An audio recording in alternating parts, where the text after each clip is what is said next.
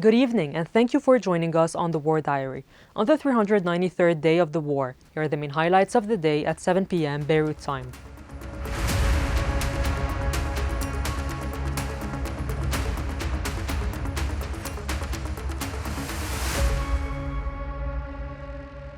Israeli strikes have intensified across Lebanon. At dawn on Saturday, an Israeli Marine unit carried out a commando operation in Beirut, northern Lebanon, aiming to kidnap Imad Fadel Amhaz, a Lebanese naval cadet reportedly linked to Hezbollah. Hezbollah sources denied the report, stating, and I quote, "We have no information about a Hezbollah official named Imad Fadel Amhaz." According to security sources, he is not a member of the army, but a student captain in the civilian navy. In addition, one person was killed and 15 wounded, according to a preliminary report from the Ministry of Public Health, during an Israeli raid on Saturday on an apartment in the Samaan Gallery area in the southern suburbs of Beirut. Israeli raids also struck several areas in southern Lebanon, including Khiem, Bint Jbeil, Ait al-Shab, Hula, Qana, and near the Litani River.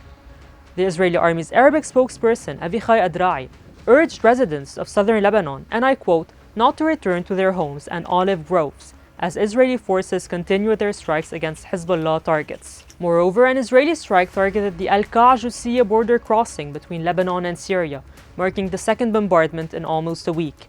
A UN official stated that, and I quote, humanitarian structures were affected. Caretaker Minister of Public Works and Transport, Ali Hamiyi, noted that the latest Israeli strike on the Lebanon-Syria border had closed the crossing again following its partial reopening. The Lebanese Ministry of Public Health announced that 30 people were killed and 103 injured in Saturday's strikes.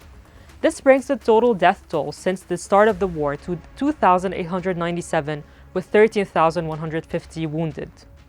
For its part, Hezbollah claimed responsibility for rocket attacks on a base for military industries north of Haifa.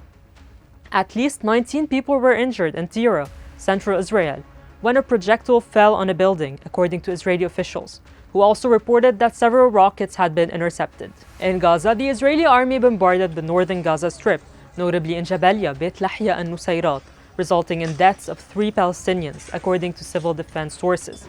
The Gaza Ministry of Health reported that 43,314 Palestinians have been killed and 102,019 injured since the onset of the war. On the diplomatic front, Iran's supreme leader Ali Khamenei vowed on Saturday to respond to any attack by Israel and the United States. This statement came on the same day that the pro-Iranian groups in Iraq fired drones into Israeli territory, which were intercepted. The US has announced new military deployments in the Middle East, set to arrive in the coming months for the defense of Israel and as a warning to Iran, according to a Pentagon statement released on Friday. That concludes today's recap. Join us tomorrow for another overview of the situation. Until then, stay connected on This Is Beirut's website and on all our social media platforms.